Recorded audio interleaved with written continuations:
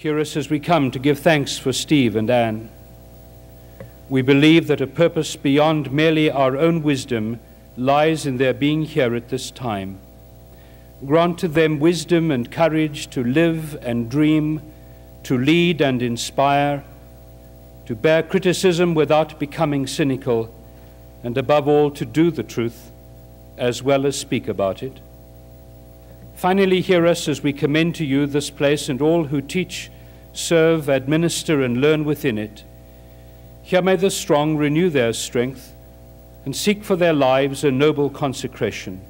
Here may the poor in spirit find new wealth in a vocation worthy of a lifetime. Here may the despairing discover new hope and the careless be awakened to new possibilities. Here may shallowness of thought and duplicity of tongue be challenged, and here may imagination and creativity become the tools for fashioning tomorrow. Here may the pain inflicted upon the poor be questioned, and the values of men and women be reckoned above their marketable skills. Here may we be drawn by the possibility of finding a way through our communal dead ends, and in the process be accosted by an ancient challenge made flesh in Jesus of Nazareth, in whose name we pray this prayer. Amen.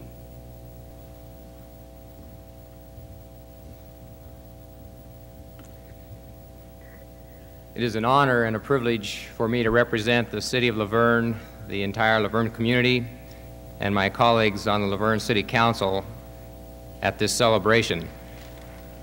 I think the caliber of the person that we're inaugurating today was expressed as I was walking into the luncheon this afternoon. Steve was receiving congratulations from many well-wishers, and one of them said, "Congratulations on your day."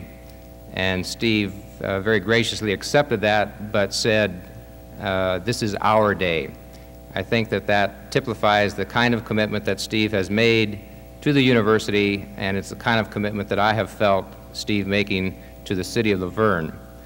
We are, I feel at this time, enjoying a partnership between the university and the city that is at an all-time high, and I know that our council pledges its commitment to keep it at that high level.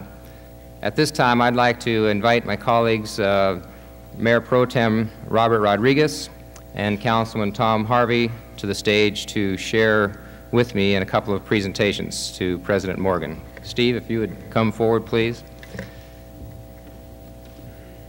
We have here a framed color photograph of the city of La Verne.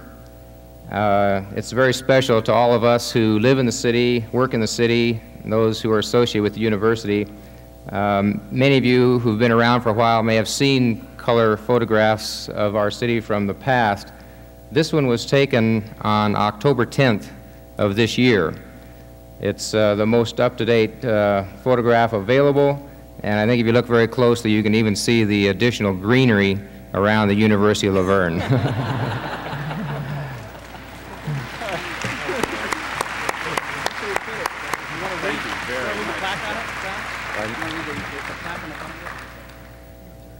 Maybe either Tom or Robert, if you could read the plaque that's there. Not very well. Next table. Presented to the University of La Verne President Stephen C. Morgan by the La Verne City Council, November 1st, 1985.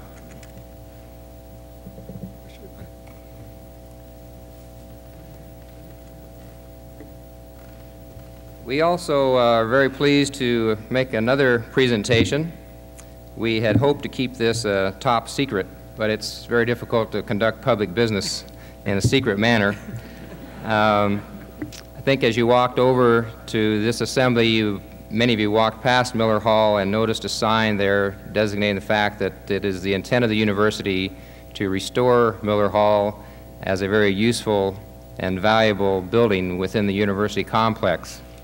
The city of La Verne is very pleased at this time to present to Dr. Morgan this check for $20,000 to be used toward the restoration and rehabilitation of Miller Hall.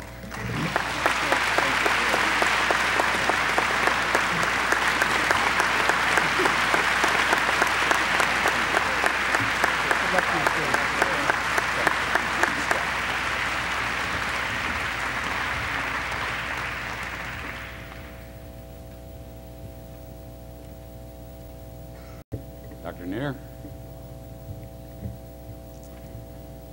Ladies and gentlemen, alumni are privileged people. We're part of the past of this institution, as well as being able to share in its future. We have the best of both worlds. We remember yesterday, and we can help with tomorrow. We enjoy recalling our time here at La Verne. Listen to our conversations and you'll likely hear an instant replay of a good many glorious memories. We are fortunate to have been part of La Verne's past, and we would like to help shape La Verne's future. Since last February, when Dr. Morgan first assumed the mantle of leadership here at La Verne, he's taken an active role in leadership, capably, ably guiding today while planning for tomorrow. The alumni have been included in those plans. We're immensely pleased with the direction and the spirit already apparent on campus. Dr. Morgan, speaking for the alumni, we enthusiastically greet you. We welcome you to lead us in the work that is to be done, and we support you in this task.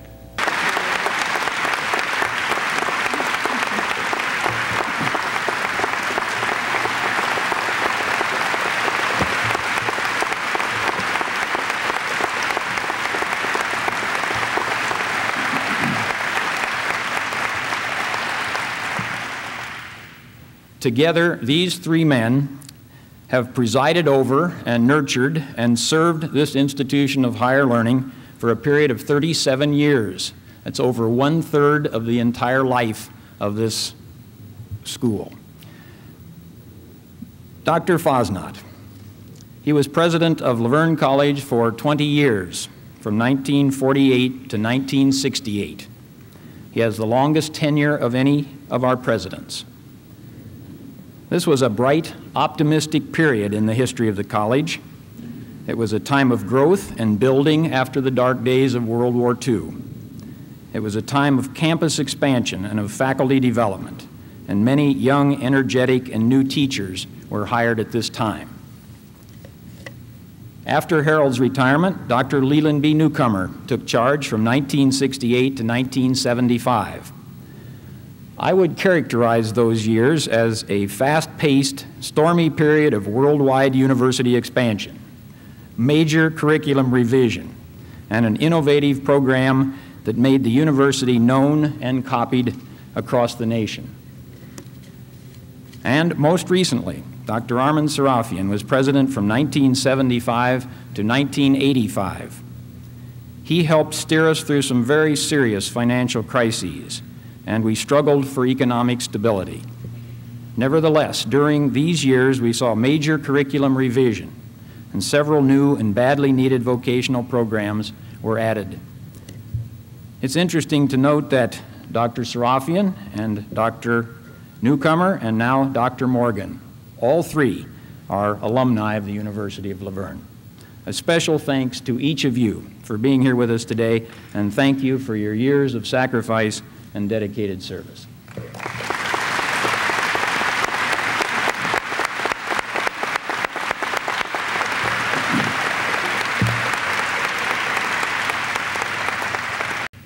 We are all gathered here today for the specific purpose of formally inaugurating our president.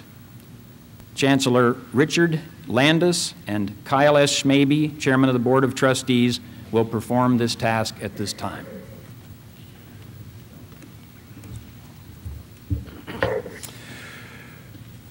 Dr. Neill, Mayor Bleckenstaff, Dr. Martin, distinguished members of this gathering. Dr. Schmaby, I have the honor of presenting to you Dr. Stephen C. Morgan to be inaugurated as the 17th President of the University of La Verne. Dr. Morgan is an alumnus of the University of La Verne with graduate degrees from the University of Southern California and the University of Northern Colorado. We're pleased, Dr. Morgan, to officially welcome you back to your alma mater. Dr. Smaby, Dr. Morgan. You don't need my help. Okay. Thank you, Chancellor Landis. Ladies and gentlemen, Dr. Martin in his remarks referred to presidential perks. I want to assure you that a chairman has fewer perks than the president, and I cannot resist this occasion to take just one moment to say that it was exactly 10 years ago that I first became acquainted with Steve Morgan. We worked together. I could not possibly have foreseen today's event 10 years ago, but after working with him but 2 years, it is not surprising to me that we are all here today on this occasion, for he is indeed a remarkable and talented man. Dr. Morgan, there you are. Oh. I thought that was Dick Landis. Okay. Usually want to be on the right hand of you-know-who. That's why I'm here. Where's Roger Barkley? Oh, Steve. We have fun, really. Today you are being inaugurated as the 17th president of the University of La Verne. We note with interest that you are the 5th president to be an alumnus of La Verne. I charge you to faithfully carry out the duties and responsibilities of the offices of President of the University of La Verne as entrusted to you this first day of November, 1985. The trustees, faculty, and staff of the university are committed to serve with you in the task of providing quality, independent higher education through this regional university. We wish the best to you, to Anne, and to Kesley as you embark upon this important new responsibility. Ladies and gentlemen, President Stephen Morgan.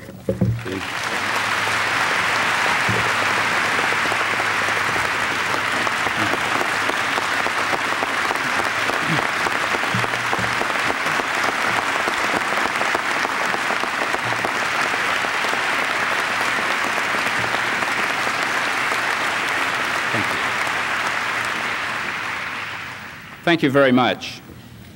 I want you to know, though, that I am fully aware that the honeymoon is over. That occurred to me most, I think, several weeks ago when I was talking with my father, and he had met a student who is in one of our adult programs here at the University of La Verne. And I said, well, Dad, what does he think of the University of La Verne? And he said, Steve, he thinks you ought to fix the drinking fountain in Founders Hall.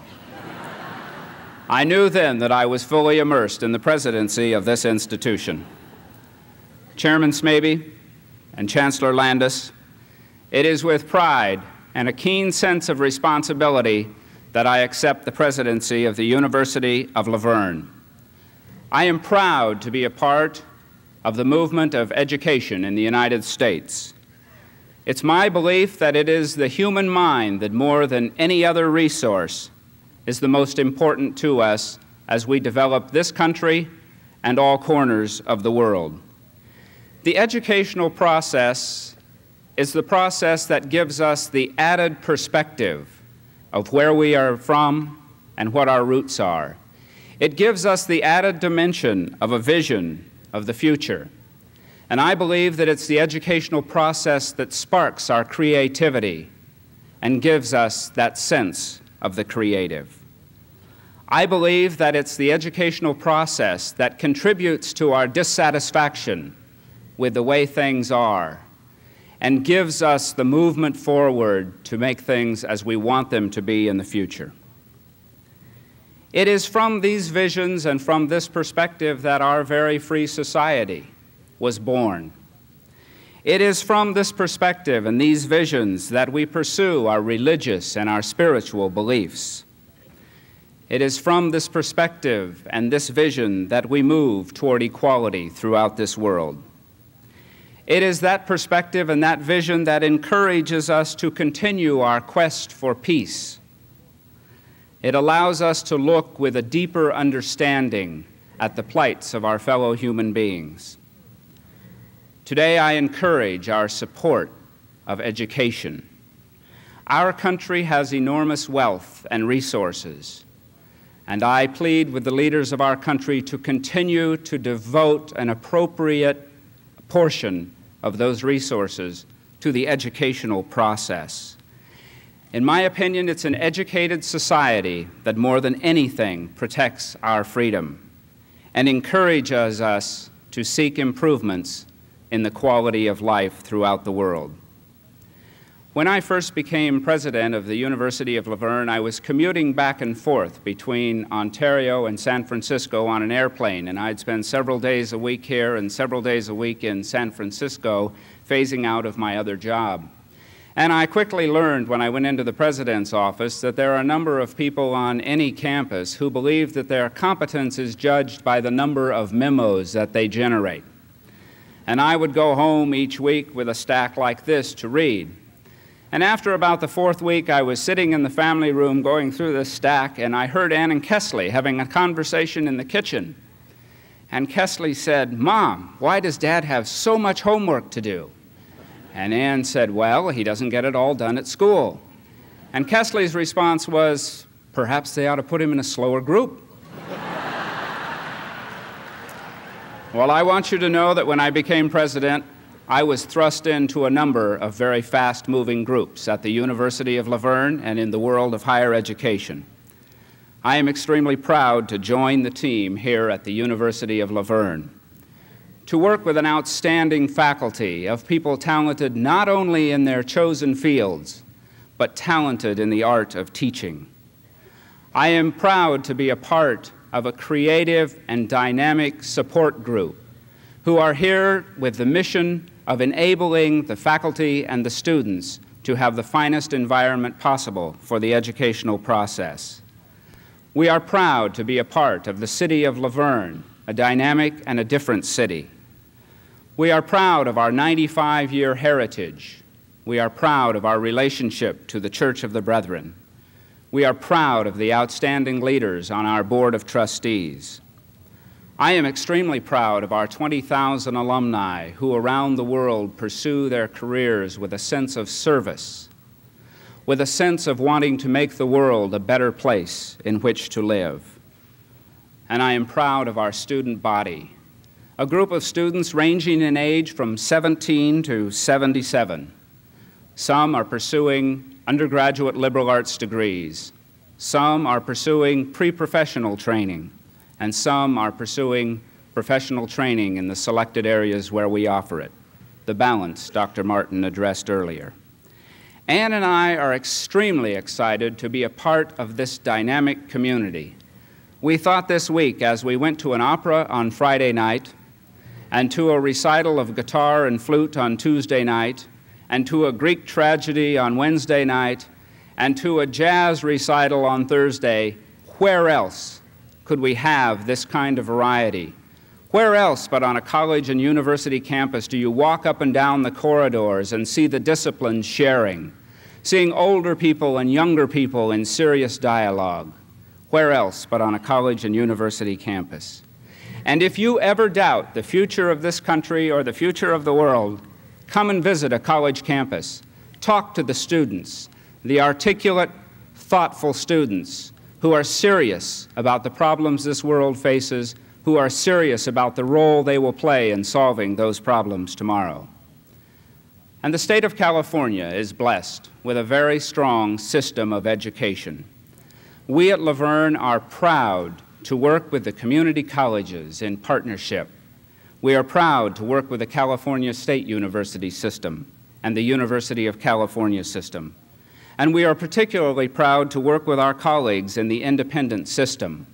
In California, we have a remarkable arena of free choice and a remarkable array of educational majors for people of all ages. The road has never been easy for higher education. The public sector has worked at the whim of the legislature, while the independent sector has suffered from the cyclical economy and high inflation at times. But not only have we survived those years, we have continued to build stronger and more effective educational institutions.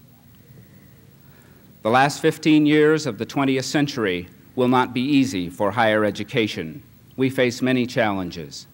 We face a declining number of 18-year-olds, our traditional market in higher education. We face uncertainty about financial aid from federal and state sources. We face the problem of aging campuses. These problems will demand creative solutions. We at La Verne face the future with confidence. Confidence in our ability to plan, confidence in our ability to be adaptable, confidence in our ability to offer high-quality academic programs, to improve our physical plant and our financial base. We look to the future not complacent. We look to the future as a moving target, and we hope that our own moving target will always be just slightly out of our grasp. We look to the future with confidence because of our valuable partnerships, the partnerships represented here today with our faculty, our students, our alumni, our trustees, the Church of the Brethren, our friends, and our colleagues in the educational arena. We look forward to our centennial in 1991 and our second 100 years of service in the 21st century. Contrary to what you might have read in the Los Angeles Times several weeks ago, we are not a tiny university awash with debt. First of all, we are not tiny. We have nearly 4,000 full-time equivalent students. Secondly, we are not awash with debt. We are rapidly putting our debt behind us. We are a university on the move, with plans to continue to strengthen our academic programs, our financial base, and improve our physical plant. We are proud to be a part of the dynamic educational community of California. Thank you.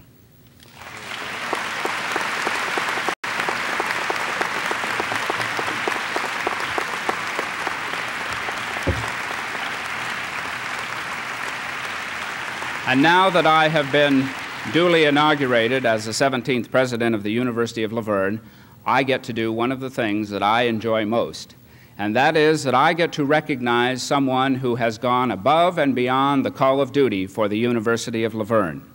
In this case, they have gone above and beyond the call of duty for their alma mater. The person today who is going to receive the Distinguished Service Award from the University of La Verne was first elected to our Board of Trustees in the late 1940s and served one term. He was returned to the Board of Trustees in 1970 as the alumni representative to the board. He was elected vice chairman of the Board of Trustees in 1979 and became a member of the Executive Committee of the Board of Trustees in 1980. He has had a distinguished business career, rising to the position of chairman and chief executive officer of the Del Monte Corporation. In 1984, he was named to serve as the chancellor of the University of La Verne. He commuted for 8 months between his home in the Bay Area in Piedmont and Ontario. I commuted for 4 months, and I know what that is like. It's a tough burden, and it's a sacrifice. Our chancellor was not content with just holding the university together and treading water during his 8 months. No, he moved ahead with master planning, with board committees, and with campus enhancement. And last month, he and his wife Beth made a very sizable contribution to the University of La Verne to fund a scholarship fund in honor of John William Landis Sr., Dick Landis's father. Dick, I would like you to come forward and receive the University of La Verne Board of Trustees, faculty, and staff Distinguished Service Award for your service on the Board of Trustees as Vice Chairman and as Chancellor of the University of La Verne. Congratulations, and thank you very much.